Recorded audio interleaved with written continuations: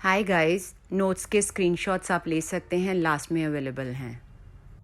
Guys will continue with sources of business finance. 7 तक हमने कर लिए थे, जिसमें equity, preference share capital and everything. आज हम करेंगे डिबेंचर्स. डिबेंचर्स क्या होते हैं? This is another source of funds like. तो डिबेंचर्स में क्या होता है? जब डिबेंचर्स इशू करते हैं तो ये किस तरह के होते हैं? पीरियड वाइज हमने किया हुआ ना कैटेगराइजेशन. ये होते हैं लॉन्ग टर्म. ये फाइनेंस हमें प्रोवाइड करते हैं और इसके लिए हमें एक फिक्स्ड रेट ऑफ इंटरेस्ट पे करना पड़ता है. ठीक है. और दूसरी बात, डिबेंचर होल्डर्स ओनर्स नहीं होते, वो क्रेडिटर्स होते हैं कंपनी के. ठीक है. जैसे क्रेडिटर्स होते हैं बिल्स पेबल, या जैसे for creditors for goods and everything, कि जब हमने ऑब्लिगेशंस अपनी पूरी करनी, पहले क्रेडिटर्स को देना होता है, फिर ओनर्स की टर्न आती है. ठीक है. उसके बाद इनको रीपे करना पड़ता है कोई स्पेसिफाइड टाइम के बाद. ठीक है. और कई इसकी काइंड्स है डिबेंचर्स की. रिडीमेबल है, अनरिडीमेबल है, जो भी है वो अब डिटेल में बाद में पढ़ना. तो रीपे तो करना पड़ता है. ठीक है. उसके बाद ऐसे ही हम डिबेंचर्स इशू नहीं कर सकते. इसके लिए हमें रेटिंग चाहिए होती. किसकी? क्रेडिट रेटिंग एजेंसी की. कि एक एजेंसी होती है जो क्रेडिट रेट करती, मतलब कि कोई भी कंपनी की क्रेडिबिलिटी या क्रेडिट के बारे में या क्रेडिट वर्दीनेस कैसी है. ठीक है. तो जैसे इसके लिए एग्जांपल है क्रिसिल. ठीक है. क्रिसिल है और वो क्या प्रोवाइड करती है? Information regarding credibility of the company. तो डिबेंचर्स ऐसे इशू नहीं किए जाते. किसी भी क्रेडिट रेटिंग एजेंसी के साथ हमें लिंक होना पड़ता है, उनसे अप्रूवल लेनी पड़ती है, फिर डिबेंचर्स इशू करना पॉसिबल है. ठीक है. और आजकल जीरो इंटरेस्ट डिबेंचर्स बहुत चलते हैं. ठीक है. अब मेरिट्स में क्या है? ये किनके लिए सुटेबल है? जिनको एक फिक्स्ड इनकम चाहिए और वो जो रिस्क बियर नहीं कर सकते. ठीक है. वो हमारे इक्विटी शेयर होल्डर्स होते हैं. तो डिबेंचर्स उन लोगों के लिए जिनको एक फिक्स्ड इनकम चाहिए. ठीक है. ऑब्वियसली क्रेडिटर्स हैं, यानी कि कंपनी की ऑब्लिगेशंस है, तो उनके पास कोई वोटिंग राइट नहीं है. इसका मतलब इक्विटी शेयर होल्डर्स का जो कंट्रोल है मैनेजमेंट पे, वो डिल्यूट नहीं होता है. राइट.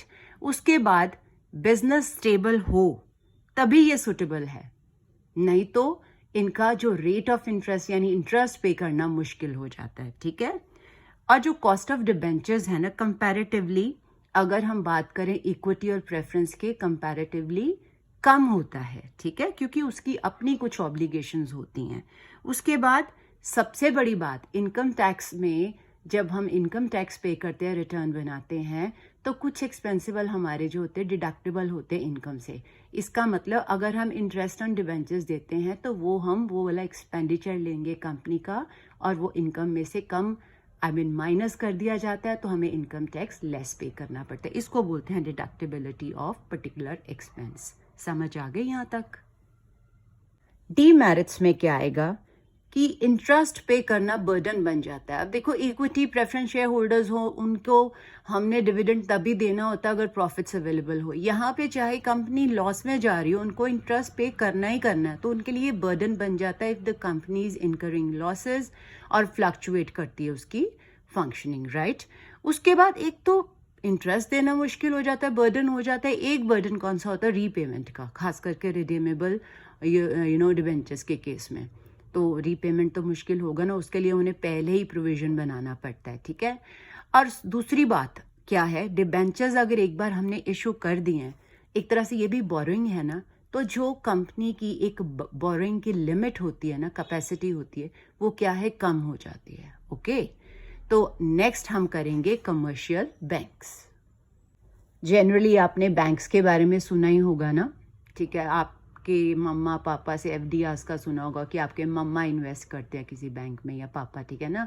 हम लोग बात कर रहे हैं जब बैंक किसी को मनी लेंड करता है, तो we are talking about different business concerns. तो यहाँ पे है कि जो फंड्स है ना बैंक प्रोवाइड करती है, वो कौन कौन से होते हैं? Medium term and short term. Long term नहीं प्रोवाइड करती, सिर्फ मीडियम और शॉर्ट टर्म. और आपको पता है शॉर्ट टर्म 1 ईयर का होता है, मीडियम कौन सा होता है? बताइए. 1 से 5 ईयर के बीच में है ना. राइट. तो अब फॉर्म्स ऑफ फंड्स जो हैं बैंक प्रोवाइड करती है, वो कौन कौन से हो सकते हैं? कैश क्रेडिट हो सकता है, ओवरड्राफ्ट हो सकते हैं, टर्म लोन हो सकते हैं, लेटर ऑफ क्रेडिट हो सकती है, और आपने बिल्स रिसीवेबल वगैरह सुना होगा है ना, उनकी डिस्काउंटिंग की जा सकती है। यानी ये वाली सर्विसेज और बहुत सारी और भी होती हैं जो सर्विसेज प्रोवाइड करते हैं, बेसिकली ये होते हैं। तो इनको अच्छी तरह से लर्न कर लेना, फिर आप जब इनके बारे में डिटेल में पढ़ेंगे तो आपको अपने आप सब आ जाएगा, ठीक है। अच्छा, अब क्या है, कमर्शियल बैंक्स का यूजुअली रेट ऑफ इंटरेस्ट क्या होता है, हायर होता है, ठीक है। और जो लोन हमने रीपे करना होता है ना, वो इंस्टॉलमेंट्स में या लमसम में पे करते हैं, ठीक है। और वो पे करना ही पड़ता है, ऑब्वियसली वो भी हमारे क्रेडिटर्स ही हैं। तो अगर हम बैंक से लोन लेते हैं, उसका इंटरेस्ट भी पे करना पड़ेगा, रीपे भी करना पड़ेगा, जस्ट लाइक डिबेंचर्स, ठीक है। कुछ तो डिफरेंसेस हैं ये बाकी, ठीक है। अब बैंक्स कभी फ्री नहीं देते हैं लोन, चार्ज तो करते हैं इंटरेस्ट, वो सिक्योरिटी की भी डिमांड करते हैं। जैसे प्लांट एंड मशीनरी मॉर्टगेज कर लेते हैं या लैंड कर लेते हैं कि उनकी मर्जी के बगैर हम प्लांट एंड मशीनरी में कोई एडिशन नहीं कर सकते या हम बेच नहीं सकते, ऐसी सिक्योरिटी हमें बैंक्स जो हैं वो डिमांड करते हैं, ठीक है। और बताती हूँ आपको, ये तो था इन जनरल, वही हमारी डीमेरिट्स है, वही हमारी मेरिट्स है। कैसे, मेरिट्स में बात करते हैं। सबसे पहले तो इजी है अवेल करना, बहुत सारी इसमें फॉर्मेलिटीज़ नहीं होती जैसे इक्विटी कैपिटल डिबेंचर्स में या प्रेफरेंशियल कैपिटल में होता है, ठीक है। और ये पक्की बात है कि बैंक जो है किसी भी कंसर्न की प्रेशियस इंफॉर्मेशन जो है वो कॉन्फिडेंशियल रखता है, मतलब किसी को नहीं बताता, ठीक है। उसके बाद बेस्ट पार्ट बोरोइंग का क्या है कि कल को हमारी ज़रूरत बढ़ जाती है तो वो लोन को बढ़ा भी देते हैं आपकी ज़रूरत के हिसाब से। और लीगल फॉर्मेलिटीज़ जैसे इक्विटी कैपिटल में, डिबेंचर्स में या प्रेफरेंस कैपिटल में मतलब इशू करने में होती हैं, उतनी नहीं होती हैं कॉम्प्लिकेटेड जितनी इन केसेस में होती हैं, ठीक है। अब डीमेरिट्स कैसे होंगी, सबसे पहले तो सिक्योरिटी है, हमें कोई ना कोई सिक्योरिटी देनी पड़ती है, और जब हम सिक्योरिटी दे देते हैं तो वी आर गेटिंग बाउंड, हम उस चीज़ को अपनी मर्जी से यूज़ नहीं कर सकते, ठीक है। और दूसरी बात, बैंक इन्वेस्टिगेशन बहुत करता है, ये कैसे है वो कैसे है इन जनरल, तो इरिटेट हो जाते हैं sometimes, you know, some people, ठीक है। इनकी टर्म्स एंड कंडीशंस भी बहुत कई बार स्ट्रिक्ट होती हैं, ठीक है। तो जो इम्पोज करते हैं उनसे क्या होता है, जो बिजनेस कंसर्न है या कंपनी है, उनकी नॉर्मल जो फंक्शनिंग है उस पर भी उसका इफेक्ट आता है, ठीक है। तो अब हम बात करेंगे फाइनेंशियल इंस्टीट्यूशंस की। फाइनेंशियल इंस्टीट्यूशंस क्या होती हैं, मैं बताती हूँ आपको। ये वो इंस्टीट्यूशंस है जो हम लोग नहीं बनाते हैं, वो कौन बनाता है, central government and the state government, ठीक है, वही फॉर्म करते हैं, ठीक है, इन अ कंट्री। इंडिया तो है ही अपना, किसी भी कंट्री में हो सकती है फाइनेंशियल इंस्टीट्यूशंस। उसके बाद ये हमें सिर्फ मीडियम और शॉर्ट टर्म नहीं देते, ये हमें लॉन्ग टर्म भी देते हैं और मीडियम टर्म फंड्स दोनों तरह के देते हैं, शॉर्ट टर्म के लिए नहीं अवेलेबल है। उसके बाद ये क्या प्रोवाइड करते हैं, ओन्ड कैपिटल भी और लोन कैपिटल भी। Usually we are talking about loan capital, क्योंकि ओन्ड कैपिटल में equity preferential capital I mean company के केस में ही आ जाता है। तो ये हमें कैपिटल भी देते हैं और लोन कैपिटल भी देते हैं, दोनों तरह की देते हैं, लोन मतलब बोरिंग देते हैं, ठीक है। इनको डेवलपमेंट बैंक्स कहा जाता है क्योंकि ये basically they are concern with the development of industry in a country, ठीक है।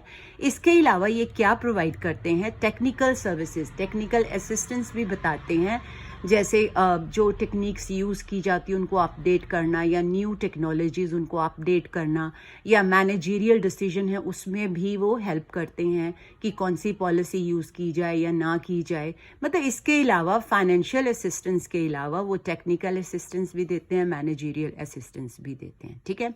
यही हमारी मेरिट्स भी बन जाएंगी। सबसे पहले वही कि लॉन्ग टर्म फंड्स देते हैं, ठीक है ना, कि जो कि हमें कमर्शियल बैंक्स नहीं देते हैं, ठीक है। अभी मैंने जो बताया टेक्निकल मैनेजरियल असिस्टेंस वो देते हैं। उसके बाद क्या है कि अगर हमें इनसे लोन मिल जाता है या फंड्स मिल जाते हैं तो ऑटोमेटिकली कंपनी की जो गुडविल है वो बहुत अच्छी हो जाती है। तो उससे क्या होता है, उनके जो मार्केट में जो मार्केट वैल्यू होती है शेयर्स की वो बढ़ जाती है उससे, राइट। अच्छा, जो रीपेमेंट होता है ना लोन जो हम लेते हैं फाइनेंशियल इंस्टीट्यूशन से, वो यूजुअली इजी टर्म्स पे होता है, कोई डिफिकल्ट नहीं होता, इजी इंस्टॉलमेंट्स होती हैं, ठीक है। उसके बाद यहाँ पे अगर एक बार फाइनेंशियल इंस्टीट्यूशन हमारी कंपनी से सेटिस्फाई हो जाती है ना, तो वो फंड्स अवेल करती है तब भी जब पीरियड ऑफ रिसेशन हो, काम नहीं चल रहा हो, तब भी वो फंड्स प्रोवाइड करती है। ये इसकी मेरिट्स हैं, ओके। डीमेरिट्स, लिमिटेशंस क्या हैं, सुनिए। क्योंकि इसमें गवर्नमेंट इन्वॉल्व है तो ऑब्वियसली यहाँ पे इनके कुछ रिजिड क्राइटेरिया होते हैं.